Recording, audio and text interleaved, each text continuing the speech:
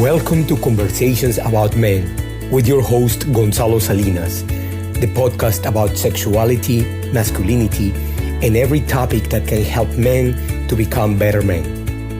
This is a great space to grow your mindset, expand your knowledge, and get in touch with your deepest masculine truth. Hello, my name is Gonzalo Salinas, and I'm the host of your podcast, Conversations About Men. Hello, and welcome to another episode of Conversations About Men with your host, Gonzalo Salinas. And today we have a great guest with us. Today we are with Aaron Kleinerman. Aaron Kleinerman is a Tantra teacher, is an embodiment coach, and is a writer. As I should say, he's a great writer. I just read his book, The Embodied Man, Mastering Masculinity in the Head, Heart, and Balls. And I totally recommend this book to any man that wants to improve his life. Aaron, welcome to the show. Yeah, great to be here, brother. Thank you for having me. As a matter of fact, welcome to the show for the second time. Thank you. When I found out that you were publishing the book, that the book was coming out in December, I pre-ordered the book, and I requested the interview because I wanted to talk about the book. I've been following your teachings, and I think you are doing something very special for men. So let's start with kind of like the obvious question. Tell us a little bit about this book, how this book was born, how long were you working on the book, how did you decide to talk about this topic of embodiment for men? Yeah, good question. So yeah, the book was birthed earlier this year. The outline, the framework came to me very clearly in a meditation. It was one of those things that came in, and I was like, well, I don't know when I'm going to have time to write that, and kind of put it aside. And then right around the end of June this year, my partner at the time went back to Australia. We had been together for, in Bali, kind of day after day for almost a year and a half, 2 years. And so all of a sudden, Shakti left, and I had a little bit more space in my life. I had a men's retreat that got pushed back because of some COVID changes. So I basically had a month where I was moving out of my house, and I had this idea for a book, and I was like, okay, I'm just going to do this. So I found an Airbnb up in the mountains, no Wi-Fi, no cell reception, and I just started writing. And as soon as I set that intention for myself and I created that container, I just became a vehicle of source, and it just started writing through me. And I would spend 8 to 10 hours every day just in front of the computer, just allowing these words and these ideas and these concepts really to take form. And writing a book like this is something that's been in my awareness for a long time, but just really having the time, the energy, the commitment to do that never was in that exact format. And my goal was, before the beginning of the men's retreat that got pushed back, to have the rough draft done, and I did. And it's funny, at the time I was reading a book by Deepak Chopra on God while I was kind of writing this, and I remember looking at the book and thinking, wow, this is like really thick, and there's a lot of writing here. I'm like, I'll never write something this long or this like comprehensive. And then at the end, I checked out my word count, and it was like right around the same as this book. And I'm like, whoa, this is amazing. Yeah. So yeah, it's been quite a journey for sure. Yeah, I noticed that. I noticed it's actually a thick book, but the book is not valued by how many words it has. But I found like very profound teachings on this book, like practices that men can start implementing in their lives today and actually see the improvement today. So that's what I think is the value. But also, man, like, this is a very ambitious book. Like, you literally touch on every aspect of a man's life, like their bodies, their father and mother, their belief system, their sexuality, their relationship with money. Tell us a little bit about that. I mean, that ambition into like towards embodiment. I mean, the question might be a little confusing, but I know you get the exact question. Yeah. Yeah, the ambition, the desire inside this book was to have something to give to a man who's just really waking up and who's maybe been on this journey for a little while, and say, here's a comprehensive manual, really a masculine manual about what to do with the mind, the heart, the body, the emotions, the sexuality, and how to work with purpose and money and all of these different things that can have a lot of different places you can get resources from. And my desire was all of that for the intention of a deeper embodiment. I think a big part of the masculine journey can often be ascending into this non-dual space, which is beautiful and amazing. And non-duality is great. And I've learned so much in the transcending of out of this body. But really what I've found is the deepest journey and the deepest spiritual awakening is the ascending into the body. So what does it feel like to be an embodied man that's attuned to the emotional body, to the sexual body, to all of these parts of him, and he can actually take all of that and step forth into the world with more clarity, with more context, with more directionality. And that to me was really the inspiration of saying, hey, okay, you're just waking up, you're figuring this out, go read this and let's talk in, a month or so, however long it takes to read, and just to give people that comprehensive framework for something that I feel like we, especially as humanity, need now more than ever, is to get out of the mind into the heart and really open up the deeper knowingness inside of the body and lead from that place. Amazing. I don't know where I read recently that embodiment is the new enlightenment. And and you know what? Like after reading your book, I mean, obviously, with my personal practice, I've been, pretty much peeling layers and layers, and it's almost like a never-ending journey, right? But reading this book, I've encountered like so many direct, specific practices that can help you with the specific area of your life that might need assistance right now. You know how the masculine is driven towards the toolbox. I want the solution for that, like provide me the specific solution. I think this is a beautiful useful toolbox, and as I told you when we were in recording, I haven't felt this impact, this positive impact out of a book. The two of them that come to my mind are The Way of the Superior Man by David Deida and No More Mr. Nice Guy by Dr. Robert Glover. And I'm constantly reading books that help men, and yeah, of course you find great books along the way, but something as complete as this one is something that I totally recommend to any man that wants to start doing practices, because action is what actually transforms the life of a man, doing practices that can start changing their lives. Now, let's dive into the book.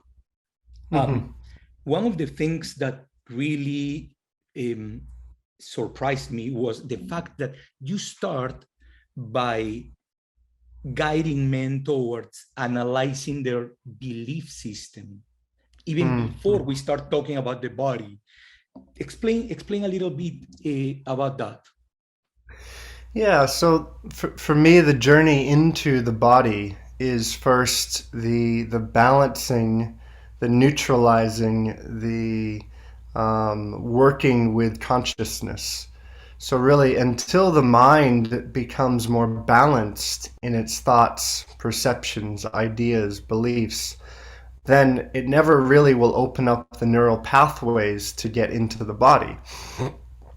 And so the first chapter is about, unraveling the story and really what are these stories that we hold on to about childhood, about situations, about all of these things. And until the mind can see the equanimous nature, meaning both the perception of good and the perception of bad, that's happened throughout all of an individual's life, if there's any moments where my mind reverberates back to a moment in time and doesn't see the equanimous nature of that moment, then that moment is going to be dictating and running my life.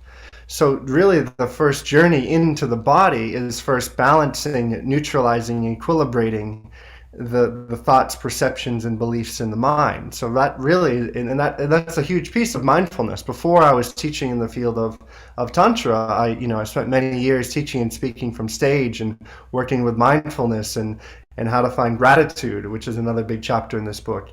And all of the unraveling of the story, when the story is so strong, it takes up so much space and time and energy inside the mind, and then there can't be any place to feel into the deeper subtleties of the body because the mind is still running amok everywhere.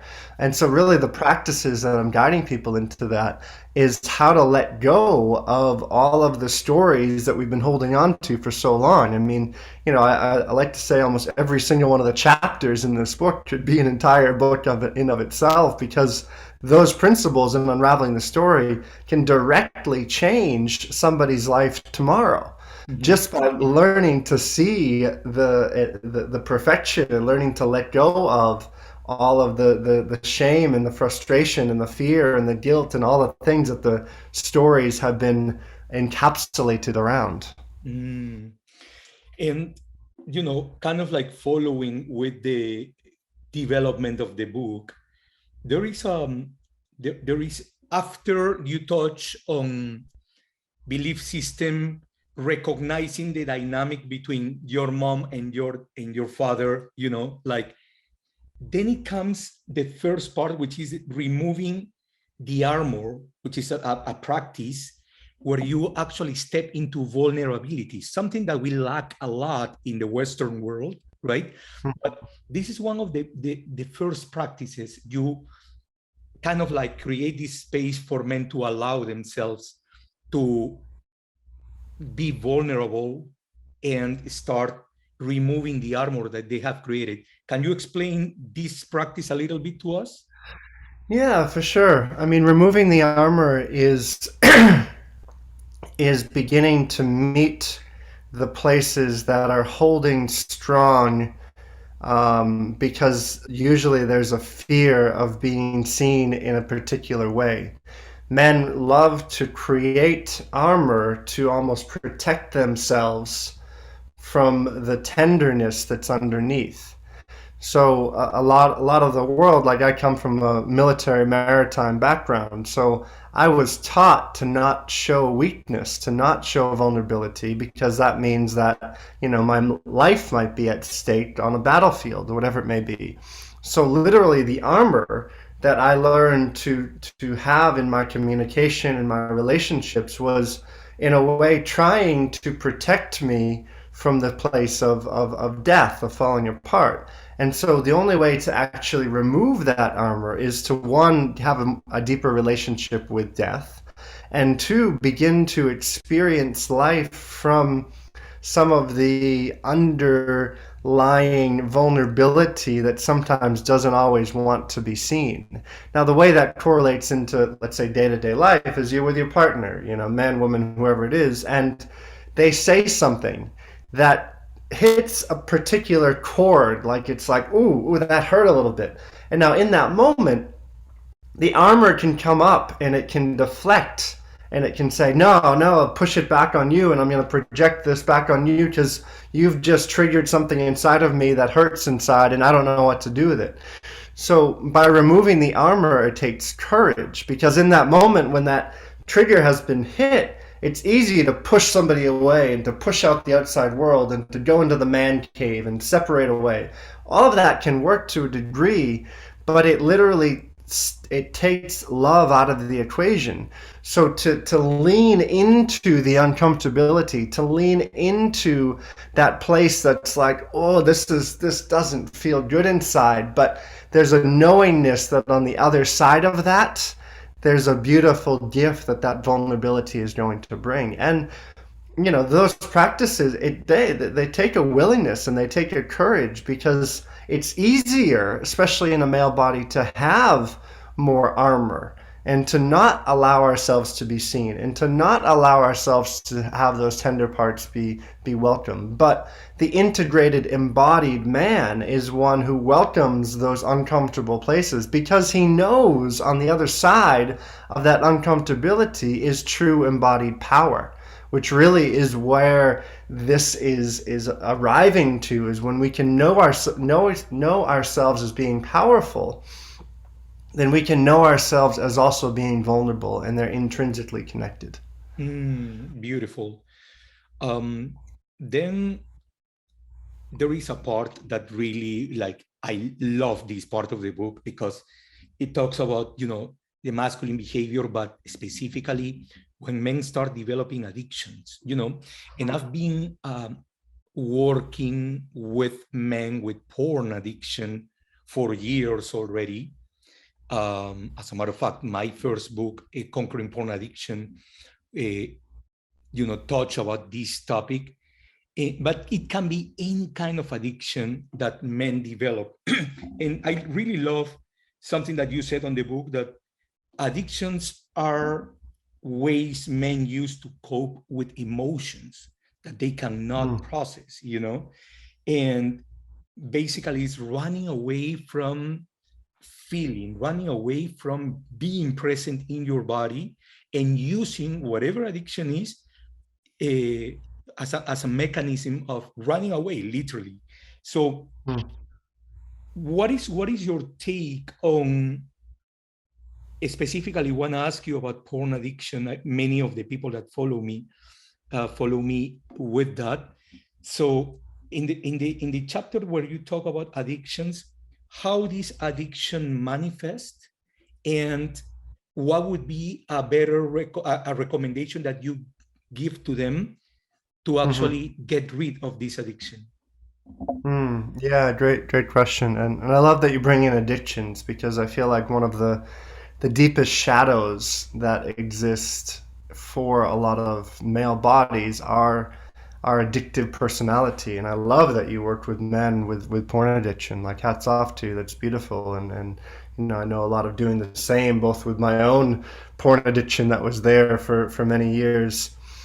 What I'll speak into that is, often the addiction is just a band-aid that we're trying to put over a wound, instead of actually allowing the wound to express itself. We're kind of covering up and saying, I don't know what to do with this, so I'm gonna go to porn, to alcohol, to marijuana, to all the different things that are numbing the body. Because really, if you look at the core of addiction, there's an intensity that's being present, and that's often from situations and moments in the past that are being brought forth that we don't know how to handle. And so instead of actually allowing our body to vibrate and to feel what hasn't been felt at often a younger age, we're turning towards something that's numbing our senses, numbing our emotions, numbing our body, so that in a way we feel better, but it's just a coping mechanism. So to really confront and to conquer addictions, it means it has to have a journey into the emotions that are underneath the addiction. So to a man listening right now who maybe is, troubled with porn or with alcohol, it's at the moment when you're going to turn on your computer and reach for your hard drive of porn, or turn on that site, it's like, can I pause for a moment to take a deep breath in, and then ask myself, what am I trying to get out of this, addiction right now? What am I trying to get? And can I give that to myself without needing to get something on the outside? Now, that question is very layered and very challenging because our body, our nervous system, gets used to always reaching for the drink, always reaching for porn, because literally that's where we've created this level of safety. So there's a part of our brain and our being that thinks that that addiction is actually what's giving us safety. Every time we have that 2 or 3 second ejaculatory sneeze, it's like, oh, I can finally rest right now. I can calm and I can relax my body for a few minutes before I need to go. Mm-hmm. So what an individual can do is begin to track where their addictions are taking them out of presence, where their addictions are taking them away from a moment where they can actually feel more deeply and completely. And I'll use an example in my own life, and I believe I shared this in the book, I can't remember. But I remember when I first moved to LA many years ago, and I'd always been drinking, and like it was just normal for me to have a beer and to have, especially have beers in the fridge. And I finally was diving deep into my own inner work. I was registered in a master's in spiritual psychology. I was going to Agape, this trans-denominational spiritual center. I was going to men's groups. I was just in all of this, and my whole being was just loving. I was just taking it all in as much as I could. And I remember for months, there was a 6-pack that was in the refrigerator on my boat where I was living. And I didn't touch that for one time. And I remember I looked at it one time, I'm like, wow. I couldn't remember a time in my life where a 6-pack hadn't been drunk and hadn't been, fully consumed. But because I was finally beginning to give presence to some of the feelings and the parts inside of me that hadn't had a lifetime of doing that, I wasn't needing to reach for a drink because I was giving myself everything that I needed on the outside. The coping mechanism of the alcohol wasn't necessary anymore. And now that doesn't mean I didn't have a drink for the rest of my life, but my relationship now with alcohol, I rarely ever drink, and if I do, I'm just generally enjoying it. But I can notice that if I want to reach for a drink, it's often because there's something underneath the surface that's happening to me right now that I haven't given myself permission to feel, to express, to be with. And that drink is often just something that would be suppressing that feeling even more. That's a beautiful explanation, brother.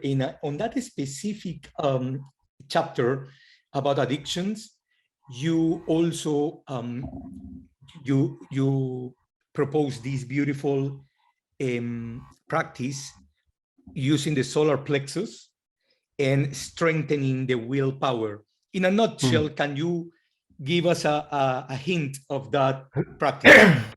Yeah, for sure. So our will to move forward in life is, you could say, it's right at our 3rd chakra. And often our will to say no, our will to say yes, has been compromised at times. It's been not listened to by parental figures, by individuals that had authority over us. So to activate the will means that we begin to become present with what's our driving desire.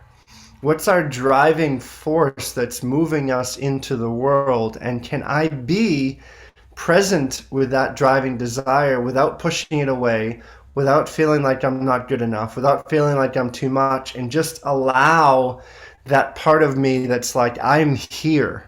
I'm present, I'm fully alive, fully centered, ready to give my all into the situation. And the practice that I take people in the book is a somatic journey into that 3rd chakra to allow that will to have its seat at the table. And to know that that will actually is our divine will connected to our divine embodiment that's asking us to show up more powerfully, to show up more clearly, to show up more on purpose.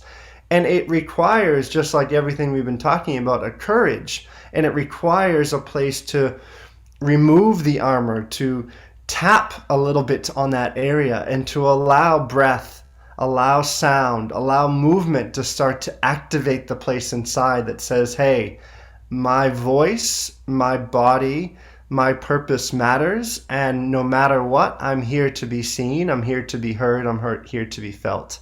And that energy inside, when the body can start to feel it, it's like this wave of possibility, this wave of energy that starts to open us into, there I am, I've been hiding for so long, and I'm ready to allow myself to be seen. Aaron, this question might come from the side of the devil's advocate, but I have to ask you this question. So I understand that your explanation is so beautiful, and it's a real tangible path towards liberation of that compulsive, crazy behavior that is, pretty much keeping that man in a jail through the addiction.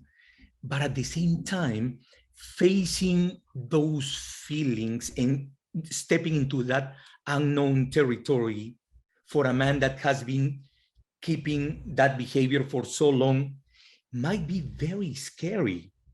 Mm-hmm. So if it's very scary, how a man can, but obviously the explanation is tangible, is real, but obviously this is not an easy path to walk, right? Mm-hmm. Mm-hmm. Yeah, I love that you bring that in, and what it does require, like this book, these practices, people can they can do on their own. They can begin to journey into their body, into everything that's there, and yet what you're speaking to, sometimes I feel like when you have the support of a tribe, of a brotherhood, of a people around you who are supporting you to meet those uncomfortable places in a safe way, then you can get even deeper. And I speak into brotherhood as well in this book, and that's something that's really important to me, because the times and the places when I'm with my fellow brothers and I have a permission field to be in those uncomfortable energies, then I'm able to actually utilize that field to deepen into places inside of me that I can't necessarily do alone. So this book will give the mind, the body context and support for the individual journey, and you can have a strong, powerful individual journey. And yet I find that when people can go even more courageous and begin to share some of these uncomfortable ways of being, these uncomfortable feelings, with a circle of other men, with a tribe of other brothers, then there's an even deepening that happens there. So, and I say that because I find men's circles coming together in sacred brotherhood is one of the most important pieces inside of this journey for men waking up. So this book is going to simply support as a reference manual, a practice journal, and even men who are listening, who are, holding men's circles, any one of these practices can be brought forth into that circle as a way to deepen with that practice into their body, into the tribe around them. And that's really another intention that I hold with this work, getting out more and more and more into the world. So just that place, because it's like, it can feel overwhelming. It's like, where do I even go? Because you've had 20, 30, 40 years of working a particular way with the body, and then all of a sudden, this crazy guy with a book is saying, hey, now there's another way of doing this. It's like, whoa, this, I don't know where to go from here. It's like, okay, then we ease into it, not to jump over the cliff and hope that we fly, but rather to lean into each door and to say, okay, I'm here, I'm safe, I'm held, and it's okay. Absolutely, yeah. Thank you for that explanation, because obviously I had to ask you that, because I am the one that received the call from these men that have been with porn addiction for 10, 15, sometimes 20 years. And, they have created a pattern where they run their sexual energy in a specific way throughout their bodies. And it might be a little, scary for them to jump into a healthier way of running it. Anyway, let's Mhm. continue, because here is where the book starts becoming more interesting. And it's a part where you talk about emotional mastery. And I mean, it is not a secret that men in the Western world are very detached. I'm talking about the majority, very detached from their emotions, you know. And you're talking Mhm. about removing the mask. And I really love this concept of removing the mask, because in one way or another, men have created their own versions of the mask, right? So can you tell us a little bit about what are what can be those masks that men create for themselves and how they can remove it? Hmm. Yeah, the mask that I feel like a lot of men I see create is I'm okay, I don't need anything, I'm fine, everything's good, leave me alone. And it's like everything goes up, and it's this mask of everything's okay, and I don't need any support. I have no needs, so why do I even need to bother expressing my needs? And this is the mask of, I'm okay on my own, which you certainly can be, but it's a mask that underneath is just this very wounded little boy, little girl that's just saying, please, please love me, but I don't know how you can love me, so I'm going to put up a big protective layer because I don't know how to be seen in this tenderness that's inside. Um, and the key with this to actually uncovering deeper is this emotional mastery, is this place of allowing the emotional body to be present. And now when I say the emotional body, I'm not saying the cognitive comprehension of the emotional body. This is the big thing for a lot of men, is that we love to exemplify and explain our emotions. Emotions don't give anything about wanting to be explained. They just wanted to be seen, to be heard, and to be felt. And so the mask that can come up that protects, or we think is protecting, the emotional body is this hat of, oh, everything's okay and I don't actually need anything, and I'm really hurt inside, I don't know how to express that hurt, so I'm just going to kind of lean back out. Or the other one, if the nervous system is in less of a place of the freeze and the stopping, it's the fight. And it's like, oh, you've hurt me some way, I'm going to pummel you down into the earth because you've touched some tender part inside of me that no one else has, and because of that you need to pay and suffer for the pain that you've inflicted upon me. And so this is another immature masculine way of being with the emotions. And this immature masculine way is these alpha men that are like, I have this thick layer of, I wear the big suit that says you can't fuck with me, and if you do, I'm gonna beat you up. That still exists in some ways, and yet underneath all of that, again, is a part of them that is longing to be loved and to be cherished and to be appreciated. However, their nervous system has created a situation where instead of allowing themselves to feel what's being brought forth, they go on an attack mode on anything that might be triggering some uncomfortability inside of them. So really, there's the one way that's like retreating away from the outside world. I need nothing, everything is good. And then there's the other way of, oh, you think you've hurt me? I'm going to hurt you more. And that's that over alpha way of the over exemplified masculine that, I feel like we can allow die into this new world that we're birthing. Wow. Wow. Thank you for that. I can totally see that, like how this mask that doesn't allow, and the way we tend to rationalize and explain, from the rational, from the mind standpoint, emotions, when in reality the dynamic is completely different. Then it comes the chapter, one of the most beautiful chapters of the book, which is the chapter about gratitude. Mm. And what I love about this is that you said literally that the practice of gratitude changes the perspective into appreciation. We start appreciating life in a better way. We start appreciating what is.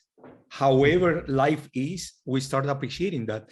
Not the way we think it's supposed to be, but we start appreciating. So tell us a little bit about this, the importance of the practice of gratitude. Yeah, so gratitude for me is really everything. Until I can become grateful for what is and not the perception of why I want things to be a certain way, but rather the gift of the way things are, then sorry, in that moment I can find divine alignment. But if there's a part of my mind that's trying to control the outcome because it hasn't learned to have an appreciation of all of the perfection and the gifts of the past, then all I'm doing is trying to control the way I think things should be. But if there really is a God, a grand organized design of this life and this journey that we're moving through, then who am I to fight God and to say, no, this was perfect, but this wasn't? No.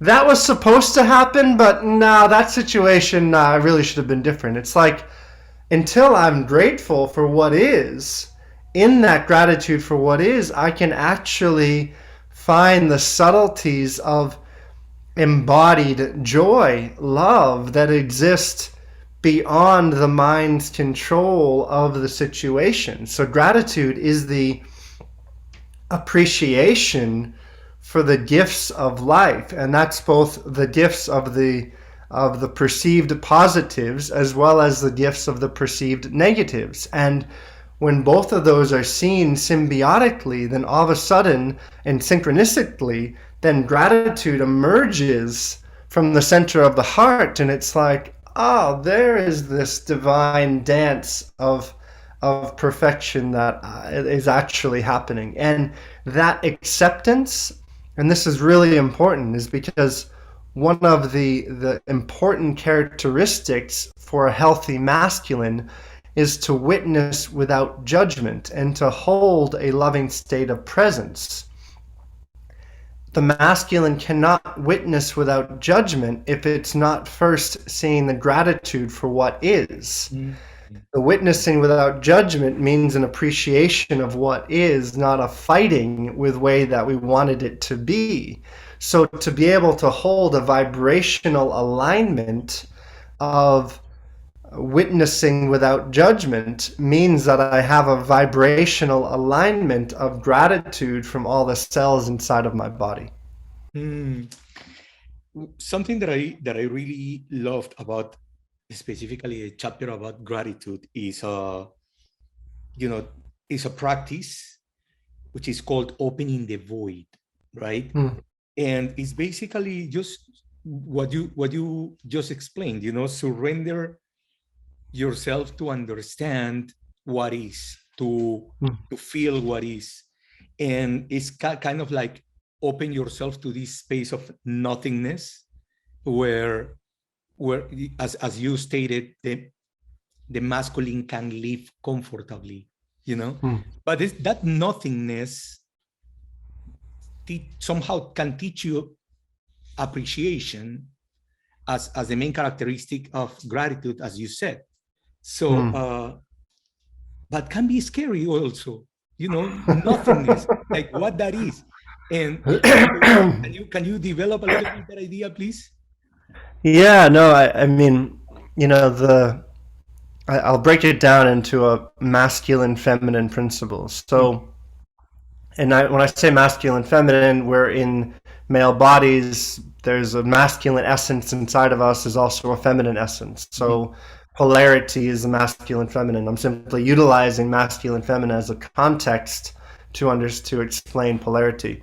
So nothingness is a bit more of a masculine polarity. It's singularity. It's oneness. It's going into the void of creation where literally there's nothingness that's there, and all there is this eternal darkness, this eternal void, to which there's a singular point of nothingness. It's a 0 point. It's the point that the mystics speak about, of infinity, of divinity, of all of existence into a point of absolute nothingness, stillness, presence.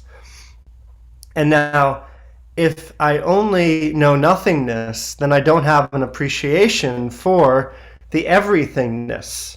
The everythingness is the swirling waves, the wind, the tide, the currents, the emotional body, the creation, the intuition, the expression, the gift, the joy, the anger, the happiness, the sadness, all of these things that just swirl around in our day-to-day life.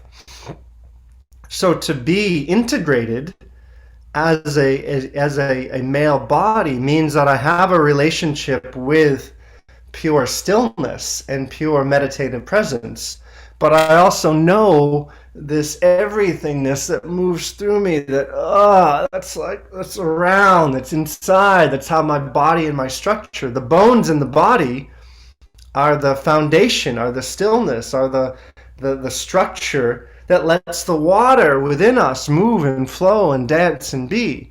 So we know stillness, we have to know stillness, and that's a much more healthy masculine characteristic.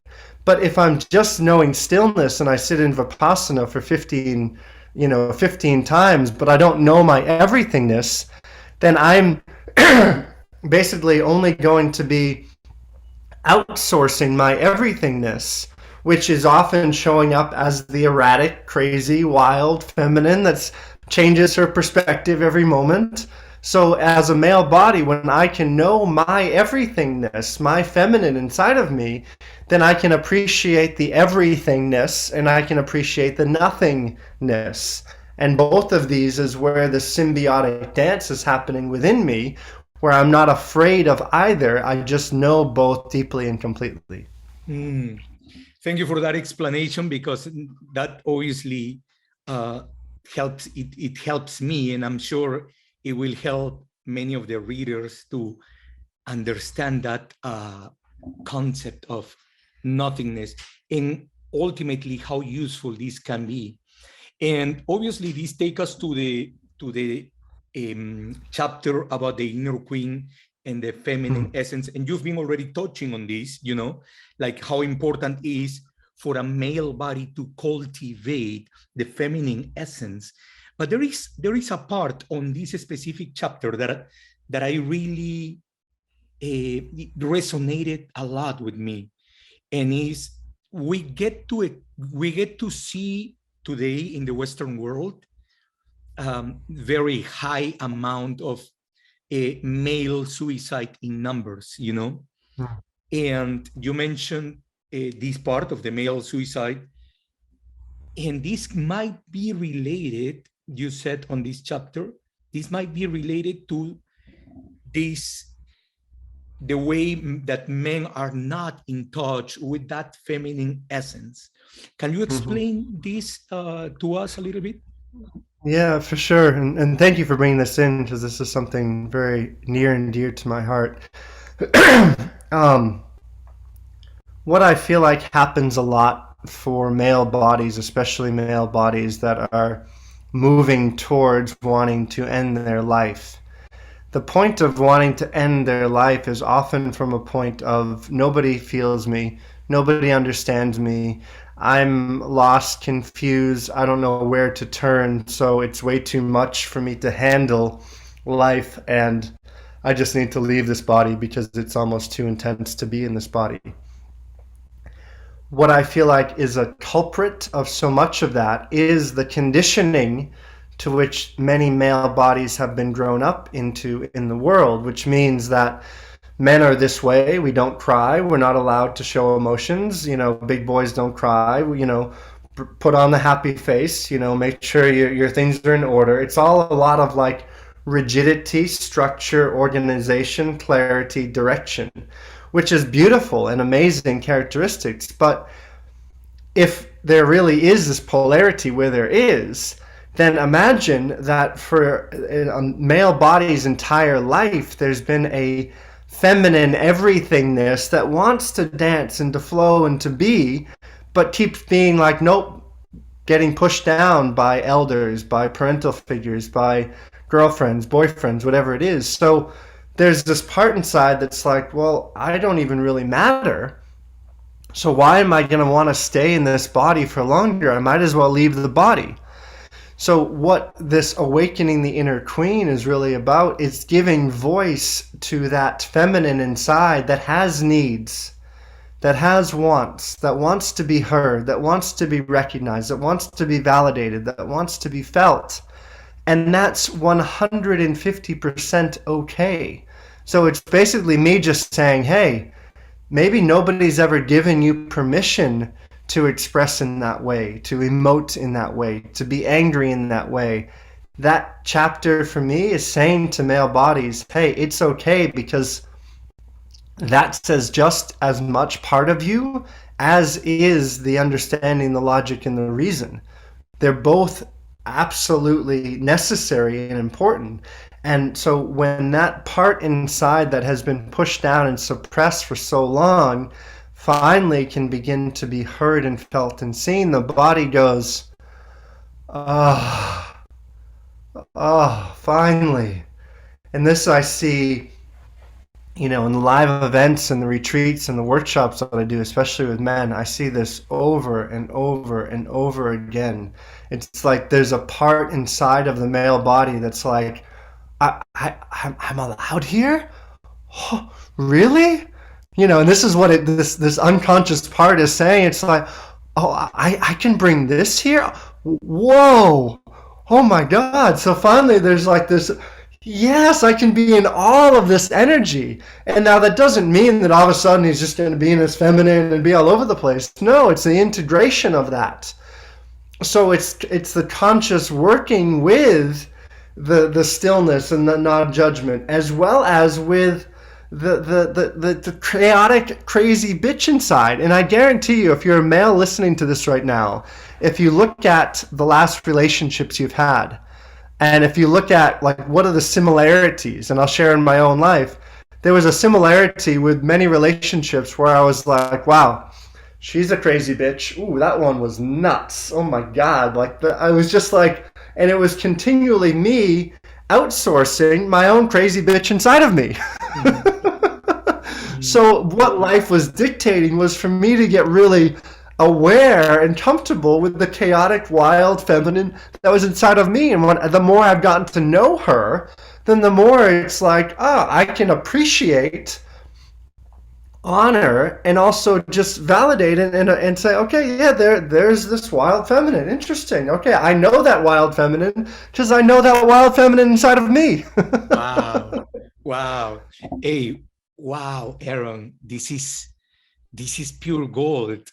Like right now, like the stories of many men and even my own story, like we all have had, this so-called crazy bitch in our story, and we have the tendency of like pointing fingers outside, but we never have, the balls to like, okay, this is a part of me, that I've manifested in another person that came to my life. And this is something very difficult for men to do, like, or even to recognize, but it makes so much sense. Wow. Mm-hmm. That's beautiful. Thank you for that. Wow. I can't believe that the time is we're actually coming to the end, but here it comes, the chapter of the book that made me buy the book, the Sexual Awakening chapter. And the first thing that you talk about is the importance of the man having a connection with the testicles, how important is that, and how important is to like be in touch with that power that a man can take from the testicles. Can you tell us a little bit about that? Yeah, the testicles really, it's our seed of life. It's our seat of creation. It's the most powerful place in the body as well as the most tender place in the body. You know, any man who's listening who's ever been kicked in the balls or got a ball to the balls or whatever it was, it's like, there's an immediate, like, visceral reaction at the pain that comes with that.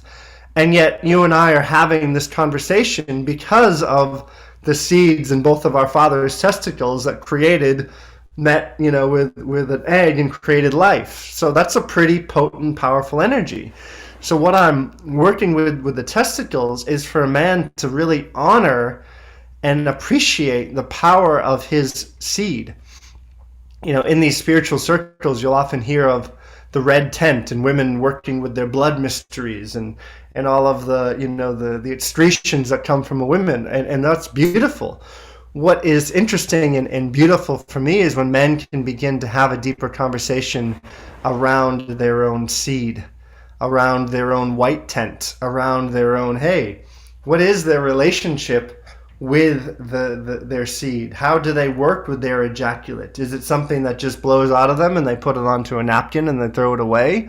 Or is it a sacred elixir that's arriving from the body that literally has inside of it the potency to create life?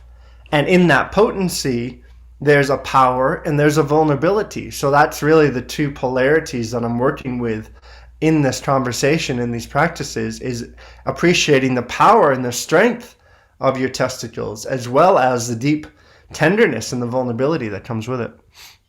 Precisely on that topic, you also teach the practice of sublimation and beyond, right? Mm-hmm. And on this one, men can, on one hand, can experiment in their own bodies the practice of orgasm without ejaculation, but at the same time, they can cultivate their energy to give it a better use to that energy. Can you explain a little on that? Yeah. So if the seeds of life can create you and I, can create who's ever listening, then that energy has a potency to it. So when a man can utilize that potency to work towards creative projects, towards endeavors that need to utilize life force energy as a way to manifest reality more congruently, then the seed of life literally can be used into the realms of, you could say, sex magic, where I'm having a deeper relationship with my seed. And at that moment of when I would maybe ejaculate and release my seed, I'm breathing that seed through my whole body and then actively and congruently directing that orgasmic potentiality of life force towards the project, towards the creation, towards the thing that I'm working on. So I'm having a deeper symbiotic relationship with the strongest life force energy that I know inside of me. We are actually coming to the end, but I cannot finish this interview asking you these two important questions that because, you know, but after reading this book, I gotta tell you, like, I can be talking to you for 3 hours and it will not be enough time. But anyway, there is a part where it all starts like coming together, and you come to a chapter of the true embodied power, you know, how a man is actually feeling totally present in their own bodies. And then you start talking about their power. But on this chapter, you talk about making love to money and how money is an energy and how this practice, because let's face it, you know, like money is an energy that allows us to do things in the world.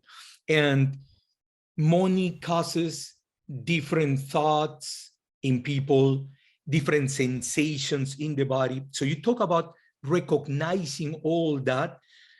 Tell us a little bit how this practice, making love to money, is done and how is this useful for a man to have a better relationship with the energy of money? Hmm. Yeah, so for me, the energy of money is very much, she's a goddess. She wants to be loved and adored, and doesn't want to be wrapped up in behind closed bars and say, I'm going to wait for a rainy day for you to be used.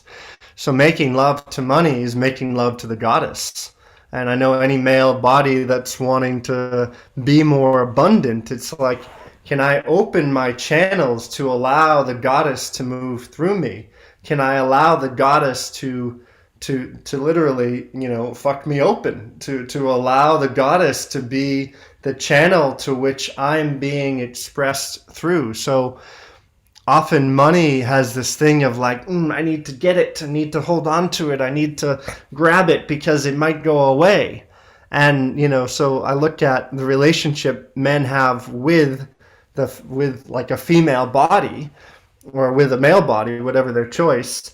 It's like, are you grasping and trying to hold on, or are you letting the goddess be free and allowing her to express through you, and allowing this making love to dance inside of all of creation through your body?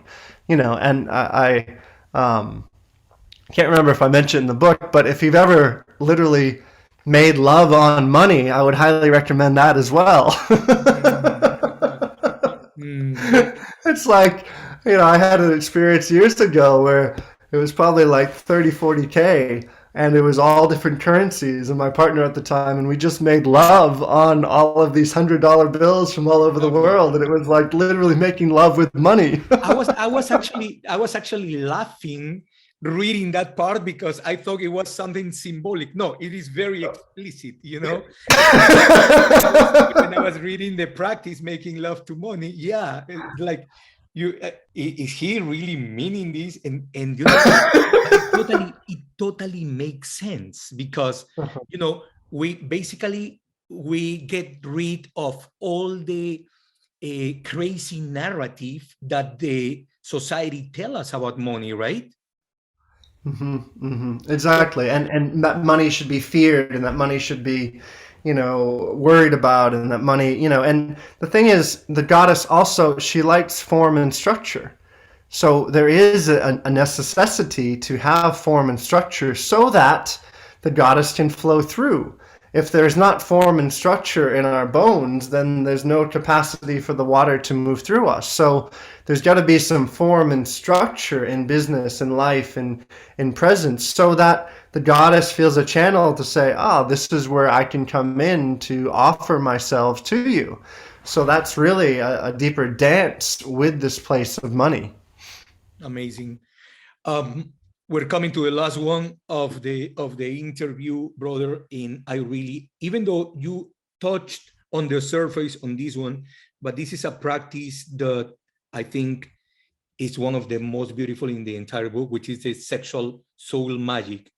And basically, what you are explaining on the book is you are bringing intention to your seed. And you touch a little bit already on this, but you're bringing the intention to your seed, and you can actually use your seed. You can do it, you said you can do it by yourself, or even better, you can do it with a partner, And the practice of the sexual soul magic can help you to create a new reality.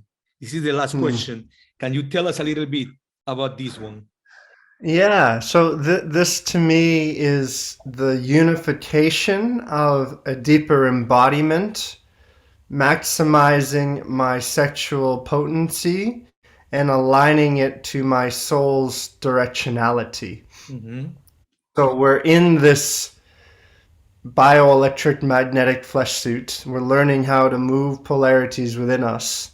We're mastering our capacity to use our seed in the direction of our dreams, our creation, our desire. And really the synthesizing point of all of it is where the soul within us that has come to this body for a reason, has incarnated into this form for a reason, is basically at its peak moment of saying, okay, I'm alive with life force, My values, my voice matters. And now I get to utilize this life force in the place of sharing the essence of the soul. And this isn't something that is like, oh, yeah, I know what the essence of my soul is, and I'm going to cognitively explain it to the next person I'm speaking to. It's like, yes, there's a piece of the mind that expresses it, but there's a piece of the soul that just embodies and moves with it in a way that can never actually be cognitively understood through the mind. And this is a really huge piece because, okay, so the mind has come to balance, it drops it down into the heart, the aliveness of the sex center is activated, is inspired, that energy rises up to the heart, and then at the center of the heart, the magic of the soul gets to be revealed and gets to be expressed and gets to be seen in that way. So that's really that practice. I feel like if a man can begin to have mastery over that, life is going to change exponentially. Aaron, thank you so much. This has been a beautiful interview. I always close the interview with the 3 super short questions. So if you have to pick one practice that you think every man, I mean, this is very arbitrary, but for the sake of the interview, every man should practice every day, which practice would you recommend?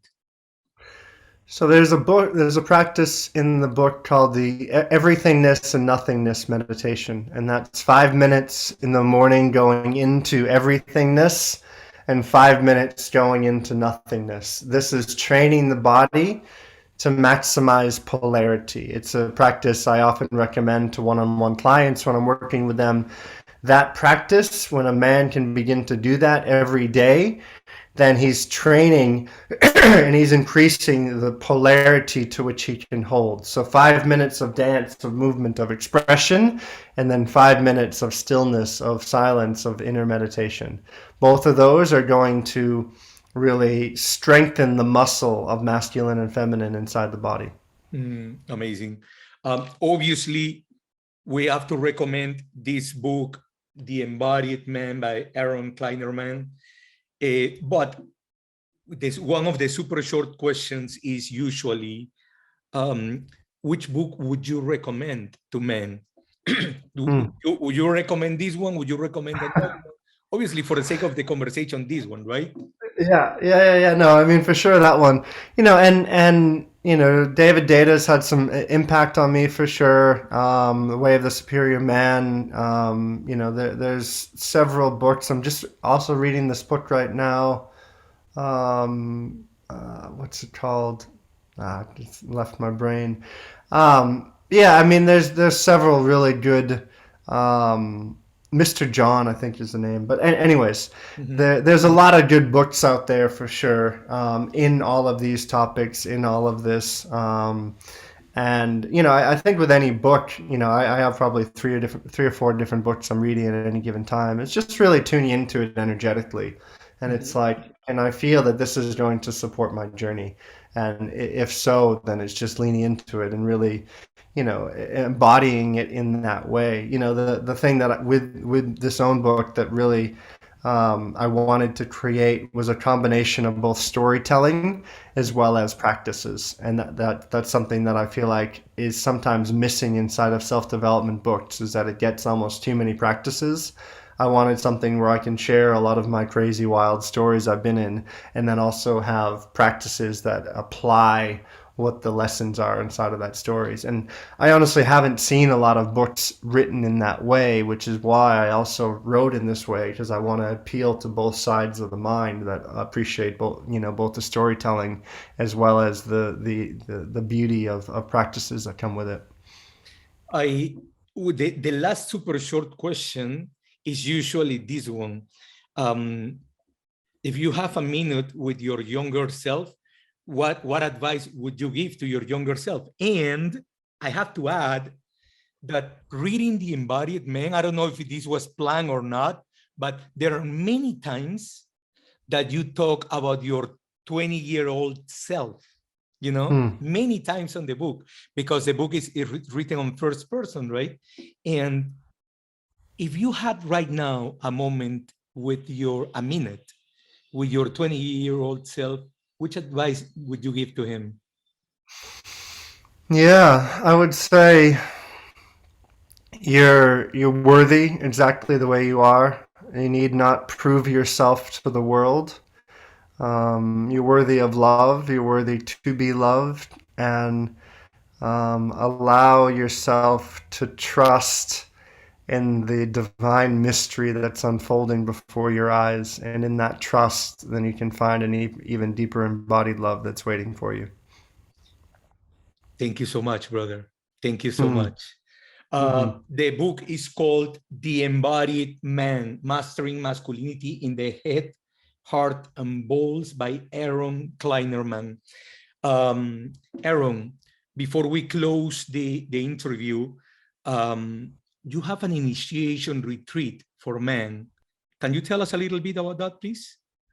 Yeah, so I run it's a 7-day retreat. I do it a few times around the world. I have one coming up in Bali, Costa Rica, and Spain in the next upcoming months. And this is a deep journey into all of the taboos, into the homophobias, the fears, the trusts, all the things that men often don't talk about inside of men's groups, inside of, containers like that. And this is really, it's an opportunity to meet all of the uncomfortable shadows inside of the man's body so he can experience true embodied power, so he can know himself even deeper than he knew himself before, and to do that all with a tribe of brothers who are willing to dive into those places. So it's a retreat I really recommend for people who, are began to go into this journey. I often, not often do I have people who are pretty brand new sometimes, but normally it's guys that have been doing this work for 5, 10, 15 years, and they're really wanting to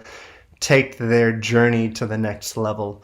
And that's really one of my intentions with that, is to hold a container with that. No stone goes unturned, no conversation, nothing is taboo, and it's all going to be deeply discussed and embodied at a somatic level. Amazing. For the men, for the people that want to continue this conversation with you, where can they find you? So all my contact details are in the book. You can pick the book up on Amazon. And then if you go to aaronkleinerman.com, you can find out all the retreats and workshops and online courses. There's a whole 10-week online course that is complementary with the book as well, that people can go through.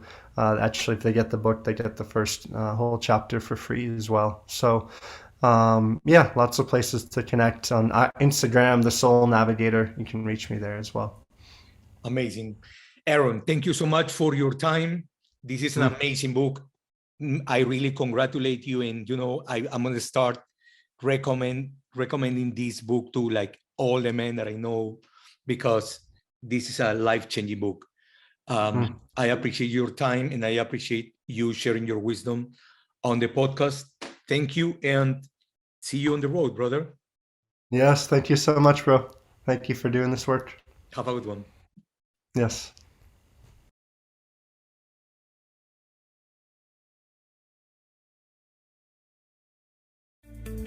Thank you for listening this episode of Conversations About Men. We hope you enjoyed and learned from this. Don't forget to subscribe and share the love. And if you have any questions or feedback, I will be happy to connect. And until the next time, let your light shine.